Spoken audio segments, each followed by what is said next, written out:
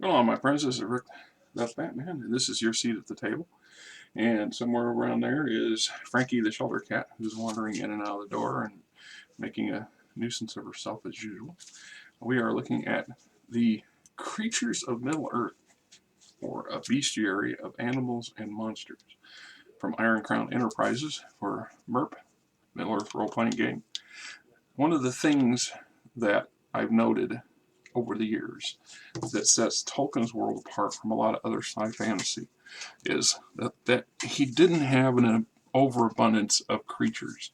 There's quite a few, don't get me wrong, there's quite a bit of stuff, but nothing on the level of, say, the never ending collage of magical constructs and creatures and evil devils and demons, etc., etc., etc., that created over the over 40 odd years of Dungeons and Dragons. And there are other game systems that are similar. It's partly about coming up with yet another thing, a creature or something as a challenge, and money. How many monster manuals or creature books do you have for a given fantasy setting game? And of course, as I've said over and over again, the rule sets for Middle Earth MERP, Iron Crown was very good about giving you the conversion systems right up front in pretty much every book, and so it's easy to take those monster manuals from other game systems and fold them into the Middle Earth. It just certain settings though, the spirit of Middle Earth, for example, doesn't lend itself to having a huge amount of overabundance of things to deal with. So that's one of those. It's like magic. If you use magic in Middle Earth, based on how Tolkien envisioned the use of magic, it's very subtle and rare, and very few people actually utilize it in any degree. The only reason that it exists in the role-playing games is because we're used to having access to it, and not having it detracts in some people's opinions. And anyway, so when we look at the monsters and creatures of Tolkien's world of Middle Earth, there are categories. Within those categories, let's say giants, for example, there's giants, and then there's mountain giants, and other than that, there may be other giant subclasses or breeds, but it's not mentioned very often, and there's a discrepancy in what they look like compared to, let's say, Peter Jackson's version of very, very rock-like creatures that are held together by some unknown force that make them what they are in the movies, as opposed to the traditional giant humanoid-looking creature that we usually associate with giants in most sci fantasy settings. So when we look at how he breaks this stuff down here for Middle Earth, these are expanded. There are extra stuff here that didn't occur in the books, but it's to be expected. So we got artist creatures, we got Morgoth monsters. So there's basically two different origins for these things that are naturally born or naturally divinely created at the beginning of time, and things that were twisted and morphed and created or corrupted by Morgoth and his minions later. So animal glossary, bats and birds, all the way up to your giant eagles, great falcons, great bats, some specific types, like here the jatwoons, also known as a cleaver beak or marsh bird, standing 9 foot tall and down like swan-like necks. These creatures never show up in any of the books that I know, but they make for a pretty nasty opponent if you run into them. We got eagles, and there's some water beasts, lampreys and leeches, and some other monstrous creatures in the maps where you can traditionally find their regions of existence. And then there's the pollidae, insects and spiders, cliff hornets, ground bees, knickerbockers, hummerhorns, morgan flies, where you fly. Ravistar, amphibians and reptiles. And here the Gansuswelli, found virtually everywhere in Middle Earth save in the coldest climes.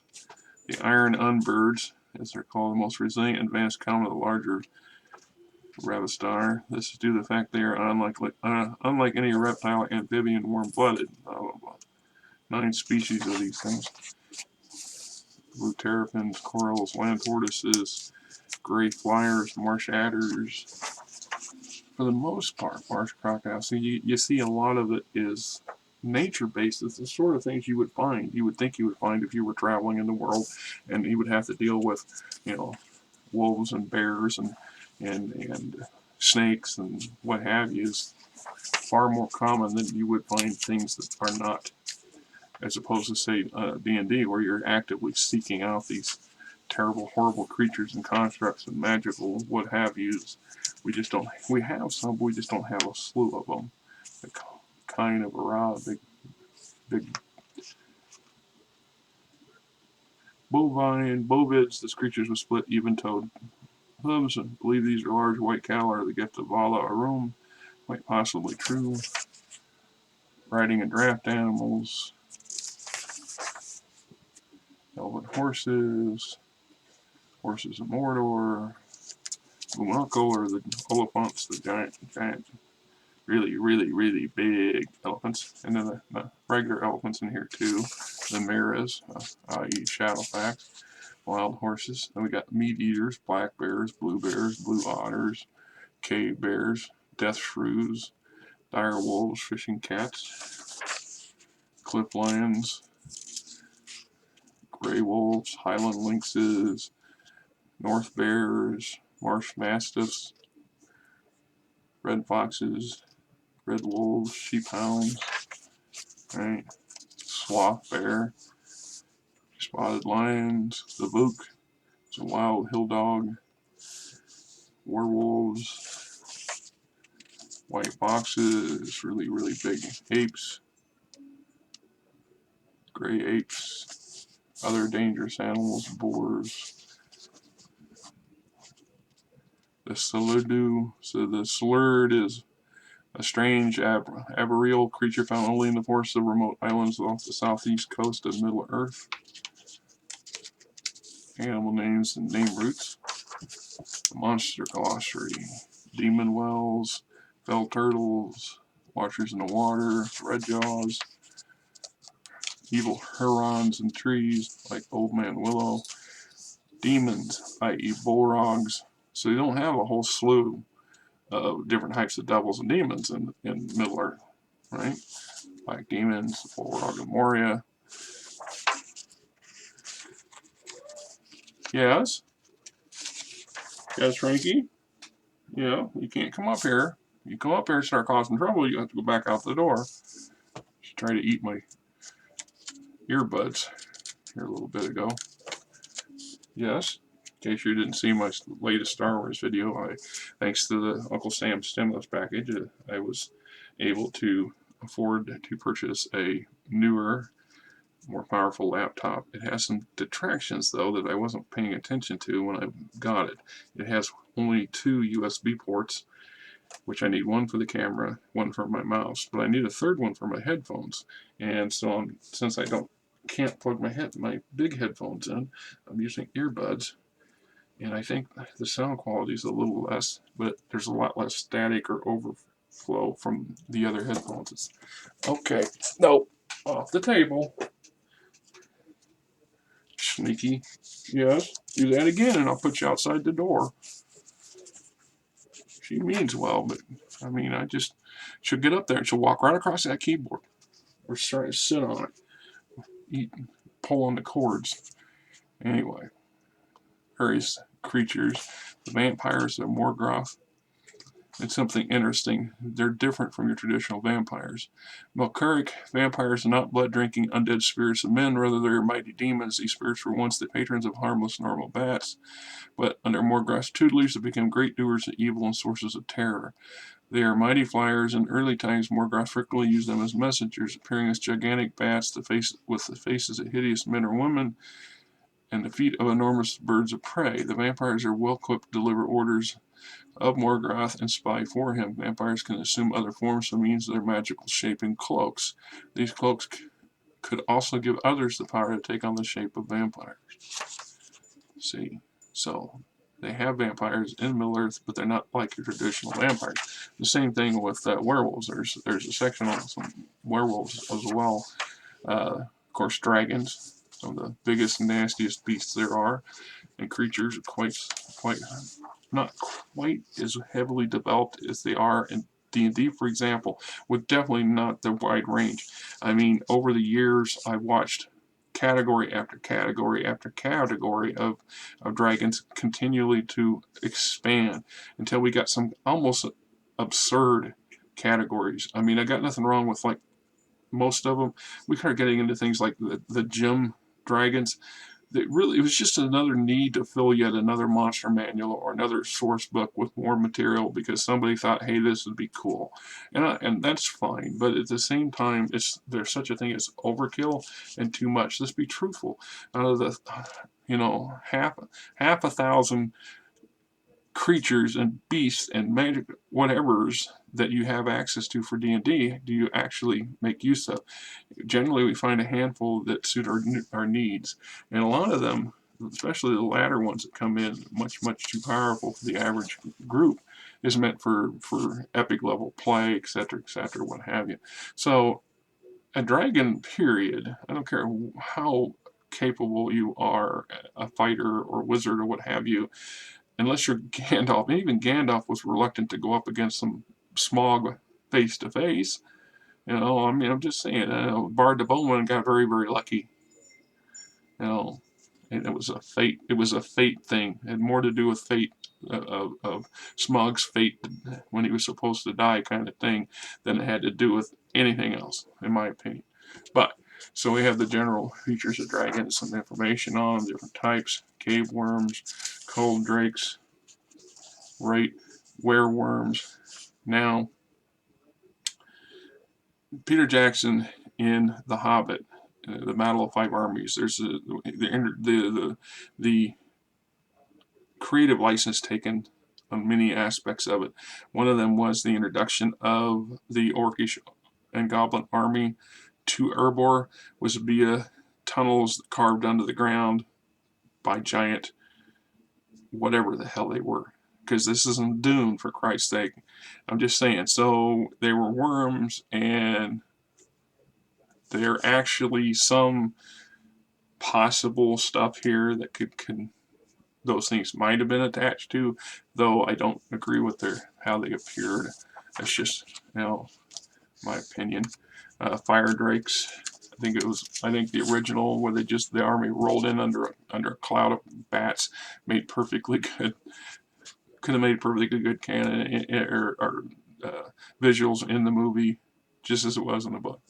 So we got Smaug's Tale, fire drakes in general, different fire drakes, wereworms, water drakes. Wereworms are dragons imbued with the power to change their form. They are shape changers. There are two breeds of wereworms, mandrakes and true wereworms, and they don't change like in D&D. In a lot of a lot of fantasy game systems where dragons can actually become humanoid in appearance, very unusual or exotic looking, but they could almost pass themselves off as a human of some sort. That's not how that works in here. They just can shrink themselves down to smaller sizes. And they don't wander around,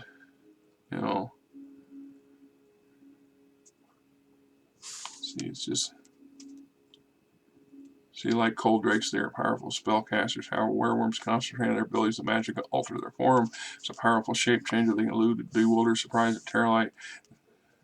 Wereworm can reduce its size by as much as 50% of its mass, assuming any form it can actually see or envision in detail. So, a 50-foot wereworm is going to shrink down to a 25-foot wereworm, and if it was trying to take on that of a human, it would be one really big human and not be, acceptable. And we have trolls, and they make a point here that despite persistent rumors, trolls in Middle-earth do not regenerate. You cut off an arm of a troll, the troll is harmless. It just doesn't regenerate, and it doesn't grow another troll. It says that right here. Pucal creatures, the animated stone or metal monsters magically endued with enchanted spirits. Most are creations of the Drudan or Woes culture. Others are the work of the Dean Codis, proto-Dunlanding people. So in theory, you could have some kind of golems and things like that in here, but they should be rare. Yeah, there you go. There you go. Just a second. I told you, Frankie, I'm not having you do that. No, you won't behave yourself. That is the second time you climbed up on the table like that, jumped up there. So you can go back out there. Go back out there.